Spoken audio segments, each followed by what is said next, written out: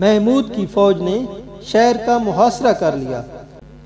مندر میں موجود ہندوؤں کی بڑی فوج بہادری سے لڑی، شام کے سائے دراز ہو گئے اور جنگ کا کوئی فیصلہ نہ ہو سکا۔ دوسرے دن جمعۃ المبارک تھا۔ اسلامی فوج کی جانب سے زبردست تیروں کی بارش کے آگے ہندو سینہ جم نہ سکی اور قلعے کی فصیل سے ہٹ گئی۔ مسلمان سپاہی فصیل پر چڑھ گئے اور ان کے دل ہلا دینے والے نعرہ تکبیر سنائی دینے لگے۔ ہندوؤں نے اپنی پوری قوت مجتمع کر کے حملہ کیا اور مسلمانوں کو فصیل چھوڑنے پر مجبور کر دیا۔ تیسرے دن مسلمانوں نے پھر قلعے کی فصیل پر قبضہ کر لیا اور گھمسان کی جنگ شروع ہو گئی۔ ہندو پجاریوں کی حالت دیدنی تھی۔ وہ بھاگ بھاگ کر مندر میں جاتے اور دیوتاؤں کے آگے گڑگڑاتے، پھر لوٹ کر مسلمانوں کے خلاف لڑنے لگتے۔ لیکن اب سومناتھ پر ہندو راج کے دن پورے ہو چکے تھے۔ تھوڑی ہی دیر میں قلعہ پر اسلامی پرچم لہرا رہا تھا اور ہندو سینہ کے زخم خوردہ سپاہی قیدی بنائے جا رہے تھے۔ محمود کے متعلق کہا جاتا ہے کہ انہوں نے ہندوستان پر حملے دولت کے لالچ میں کیے۔ یہ الزام بالکل غلط ہے، جو اسلام مخالف قوتوں کے پروپیگنڈے کا نتیجہ ہے۔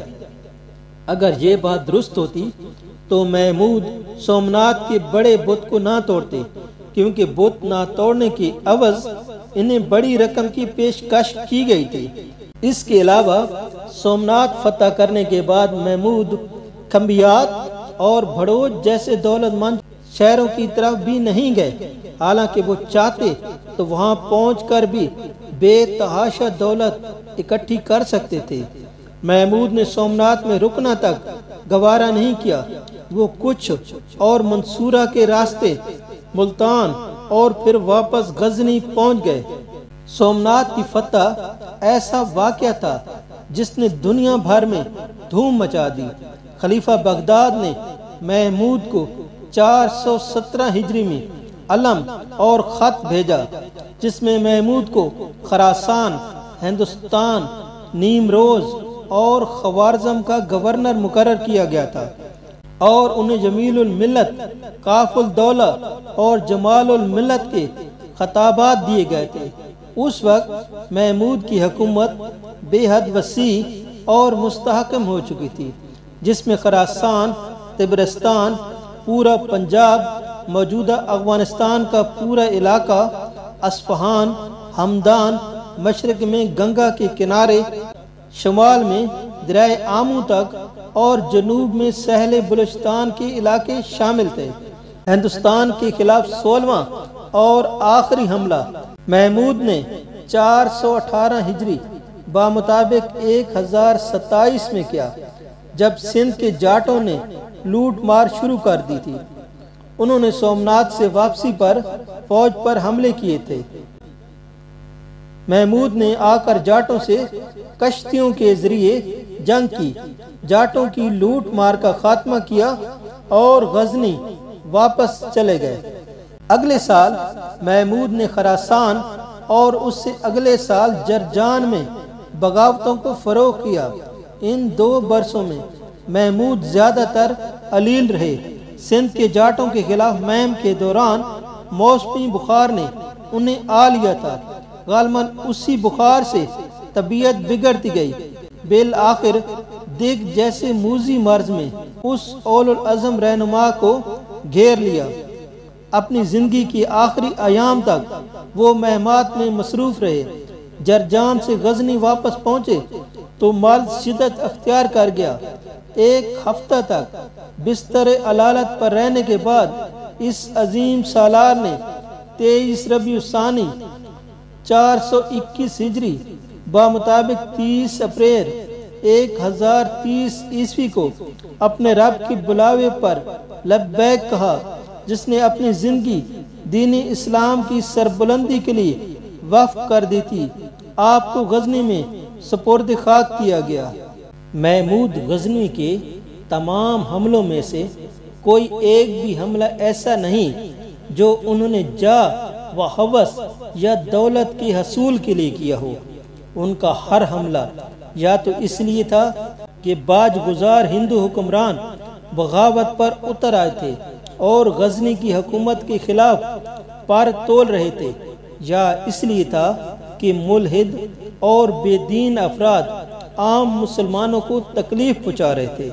محمود غزنوی نے اپنے پورے دور حکومت میں کسی ہندو کو زبردستی مسلمان نہیں بنایا۔ خراج ادا کرنے والے ہندو راجا جب بغاوت کرتے تھے تو محمود ان کے خلاف کارروائی کرنے کے بعد انہیں معاف کر دیا کرتے تھے اور ان سے چھینا ہوا علاقہ انہیں کو لوٹا دیا کرتے تھے۔ عفو و درگزر کی یہ مثال دنیا کی تاریخ میں مشکل سے ملے گی۔ محمود کے طرز عمل میں غیر مسلموں سے رواداری کا اعلیٰ نمونہ موجود ہے۔ انہوں نے پورے برصغیر میں صرف چند مندروں کو مسمار کیا جو ان کے خیال میں مسلمانوں کے خلاف سازشوں کے مراکز تھے، ورنہ برصغیر کے طول و عرض میں ہزاروں مندر موجود تھے، اور اگر محمود چاہتے تو ان سب کو زمین بوس کر سکتے تھے، لیکن محمود غزنوی نے ان مندروں کو جوں کا توں رہنے دیا اور ہندوؤں کو آزادی دی کہ وہ اپنی مذہبی رسوم و عبادات انجام دے سکتے ہیں۔ ان کے اس حسن سلوک نے دلوں کو مسخر کر لیا تھا۔ محمود غزنوی کی برصغیر آمد اس خطے کے لیے اسلام کا حیات افزا پیغام لے کر آئی۔ ہزاروں افراد اسلام کی نعمت سے شاد کام ہوئے۔ محمود نے اس سرزمین کو تہذیب و تمدن کی دولت بھی عطا کی۔ وہ ایک مربوط معاشرتی نظام اور انداز فکر ساتھ لے کر آئے۔ ہندوستان میں ان کی آمد سے قبل علم کے حصول کا حق صرف برہمنوں کے پاس تھا۔ مسلمان آئے تو انہوں نے علم کے دریا پر برہمنوں کی اجارہ داری ختم کر کے اس نعمت کو ہر ایک کے لیے عام کر دیا۔ ایک مشہور ہندو مورخ کے مطابق مسلمانوں کی آمد سے قبل ہندوستان کے لوگ کپڑے سینا تک نہ جانتے تھے۔ ایک ہی لمبا سا بغیر سلا کپڑا بدن کے گرد لپیٹ لیا جاتا تھا۔ پیروں میں لکڑی کی کھڑاؤں یا گھاس کے جوتے کا رواج تھا، لیکن غزنوی حکمرانوں کی آمد کے بعد لباس و خوراک کا انداز ہی تبدیل ہو گیا۔ تاریخ محمود غزنوی کو محض ایک جنگجو سپہ سالار کے طور پر ہی پیش نہیں کرتی۔ جنگوں میں اس قدر مصروف رہنے اور مملکت کا نظم نسق سنبھالنے کے ساتھ ساتھ محمود غزنوی ایک علم دوست انسان تھے۔ انہیں خود بھی حصول علم سے گہری دلچسپی تھی، اور وہ یہ بھی چاہتے تھے کہ مملکت کا گوشہ گوشہ علم کی ذو فشانیوں سے چمک اٹھے۔ چنانچہ انہوں نے علم و فن کے ماہرین کی بھرپور حوصلہ افزائی کی، جس کے نتیجے میں مسلمانوں کے لیے